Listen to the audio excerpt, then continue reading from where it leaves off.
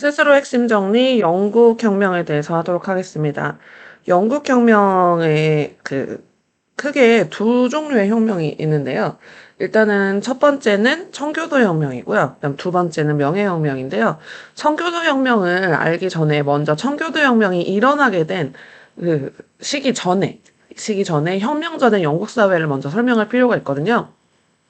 영국의 혁명의 배경 여기 보시면 일단은 사회 변화가 먼저 일어납니다. 사회 변화가 장원제가 이제 붕괴가 돼요. 자영농민층이 형성이 되고 있었는데 그런 때에 지주층이 새로 성장을 하면서 지주층은 젠틀이라는 이름으로 성장을 하게 됩니다. 그래서 젠틀이라는 계층이 부상을 해서 사회 지도층의 역할을 하고 있었고요. 거기에 시민 계급이 성장하고 있었죠. 도시하고 상공업이 발달하면 거기에 사는 상공업자나 전문직 계층들이 시민이 되어서 유력 집단으로 성장을 하게 됐는데 영국도 마찬가지로 그렇게 성장을 하고 있었고요.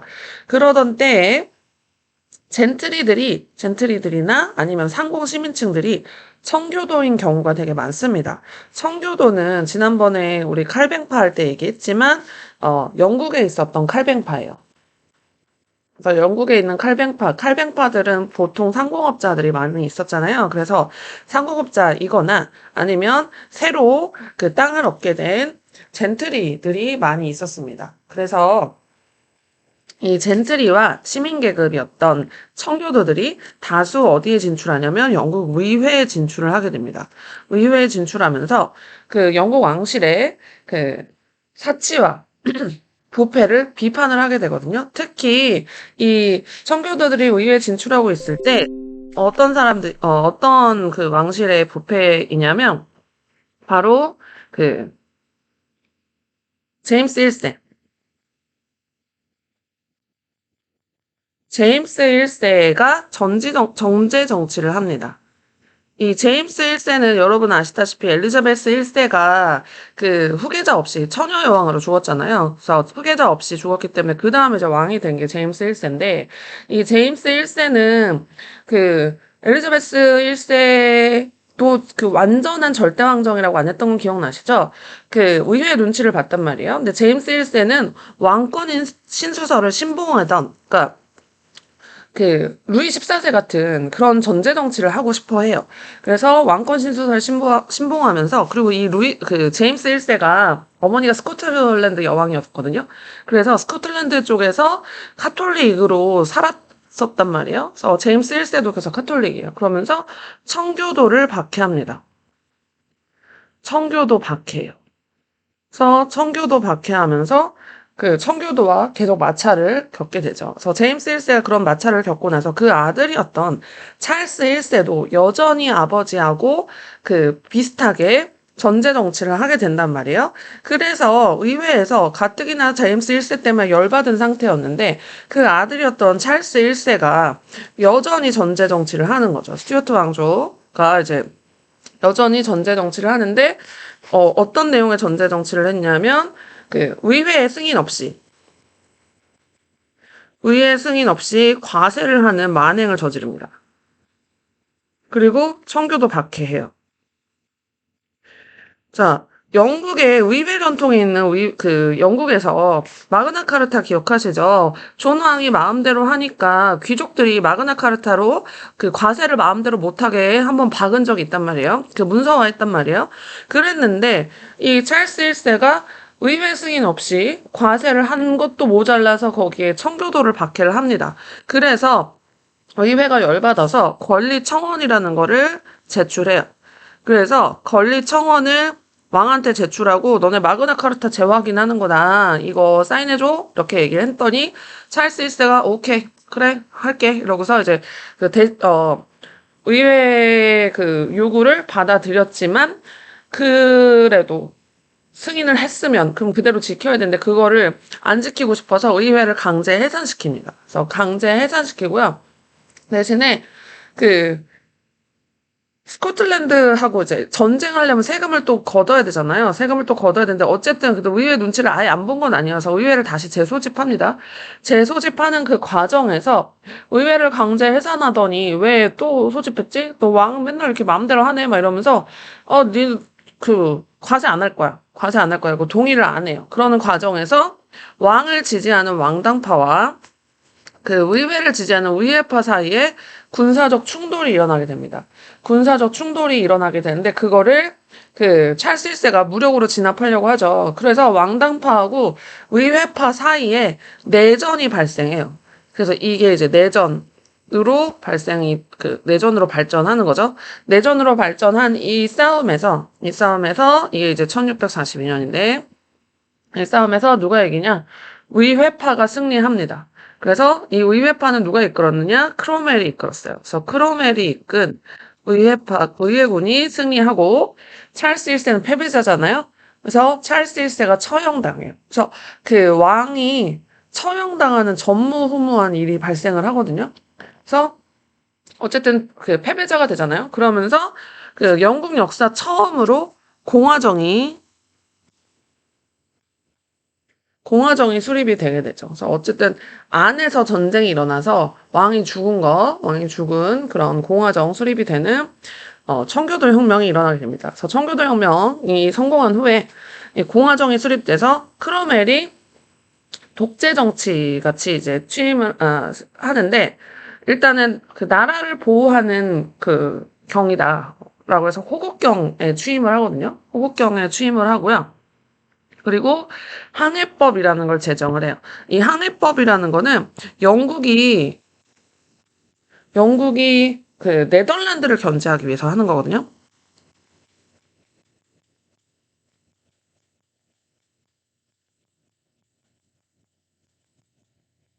이 내용은 뭐냐면 영국에 드나드는 선박은 무조건 영국배. 그러니까 그다음에 영국 식민지 드나드는 선박도 무조건 영국배. 그러니까 다른 나라 국가의 그 선박을 하면 안 된다라는 거죠. 영국이나 영국 식민지 배만 영국과 영국 식민지를 들락거릴 수 있다라는 게 그 항해법의 핵심이에요. 이건 이제 네덜란드 동인도 회사가 너무너무 커져서 영국의 상권을 침해한다라고 판단한 크로멜이 이런 법령을 내리게 되는 거고요. 그리고 또 이제 아일랜드 정복 전쟁을 하게 되는데 아일랜드 정복 전쟁은 왜 하냐면 아일랜드 쪽으로 왕당파 일부가 도망을 갔거든요. 그래서 그 왕당파를 제거하기 위해서 왕당파 제거 목적으로 아일랜드를 정복을 하고요. 그리고 왕당파 제거 목적으로 아일랜드 정복하고 그다음에 청교도들이 되게 그 청교도 윤리를 앞세워서 되게 금욕적으로 정치를 추구하는데 특히 크로멜이 좀 심했어요. 그래서 청교도의 금욕주의를 내세우면서 독재 정치를 강화하는데 이 같은 청교도들도 그게 좀 불만이었나 봐요. 그래서 크로멜이 죽은 후에 이 이유가 아마 가장 클 것 같아요. 그래서 크로멜이 죽고 나서 왕정 복구합니다. 다시 왕정으로 돌아가요. 스튜어트 왕가 다시 세웁니다. 그래서 그 찰스 1세 죽은 후에 그 찰스 2세, 그러니까 그 찰스 1세의 아들은 이제 도망가 있었단 말이에요. 그래서 도망가 있었던 찰스 2세 아들을 다시 데려와서 왕정 복구를 하죠.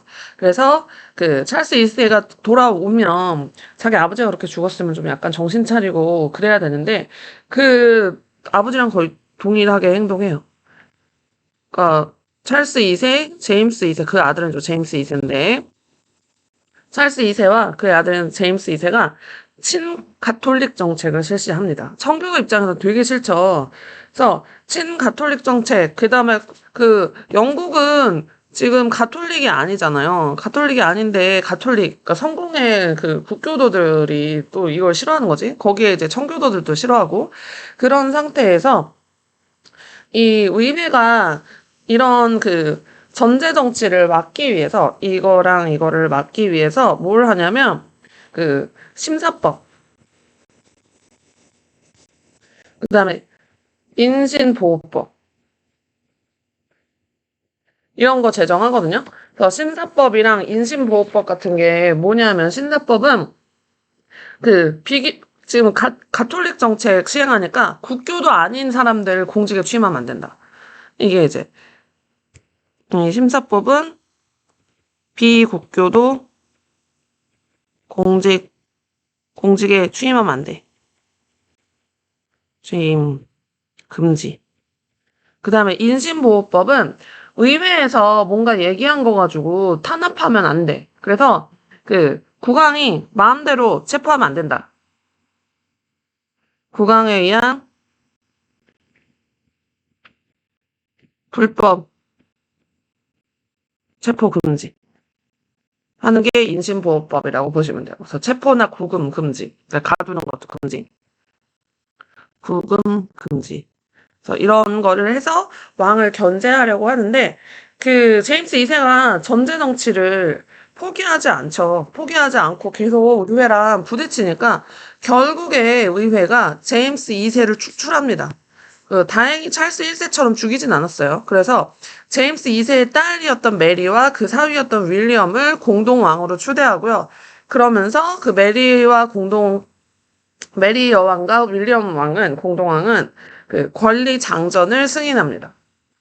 그래서 의회에 의한 그 전통을 다시 확인하죠. 그래서 권리 장전을 승인을 하는데 이 권리 장전의 내용이 그러니까 왕이 마음대로 그 정치하면 안 된다. 그 의회 동의 없이 법 만드는 것도 안 되고, 그리고 왕이 마음대로 그 의원 가두면 안 되고, 뭐 이런 내용 들어있어요. 그래서 권리장전을 승인해서, 그래서 이게, 이 권리장전 승인이라는 게 의회 중심에 입헌군주 토대를 마련했다라고 봐요. 그래서 의회가 법을 만들 수 있는 그런 규칙 같은 거를 재확인했다라고 보면 되는 거거든요. 그래서 의회 중심에 입헌군주제 토대 마련한 게 바로 권리장전 승인입니다. 그래서 피를 흘리지 않았다라고 해서 명예혁명이라고 해요. 그래서 이 명예혁명의 결과 이 이후에 이제 그 대영 제국이 성립이 되죠. 영국이랑 스코틀랜드 합병하고 조지 1세를 취임으로 하는 하노버 왕조가 성립이 됩니다. 그래서 이거는 이제 앤 여왕 시기에 스코틀랜드 병합을 하거든요. 그래서 앤 여왕 시기에 스코틀랜드 병합하고 그 아들이었던 조지 1세가 즉위하면서 이 하노버 왕조가 대외적으로 얘기하는 게 그거예요. 국왕은 군림하지만 통치하지 않는다. 지금도 이게 영국의 주요 왕의 입장이죠. 국왕은 군림하지만 통치하지 않는다. 뭐가 통치하느냐? 법이 통치한다. 라고 이해하시면 돼요. 그래서 의회 중심의 입헌정치가 발전이 되게 되고요. 그래서 이 명예혁명 이후에 내각 책임제가 성립이 되죠. 그래서 내각 책임제, 내각이 책임져. 총리가 통치하는 거야. 거의. 그렇죠? 총리가 실질적으로 헌법에 의해서 의회 중심으로 입헌 정치하는 내각이 책임지는 그런 내각 책임제가 시행을 하게 됩니다. 그래서 이 명예혁명의 의의는 의회의 입법권과 과세권, 이거는 마그나카르타 이후로 계속 나오거든요. 그러니까 그 과세권 같은 경우는. 그리고 권리 청원에도 나와요. 그래서 그걸 다시 한번 확인하고 아까 제가 정리 한번 했지만 의회 중심의 입헌군주제의 토대를 마련을 했다라는 것으로 영국의 혁명을 정리를 하시면 될 것 같습니다. 그래서 여기까지 세술의 핵심 정리 마치도록 하겠습니다.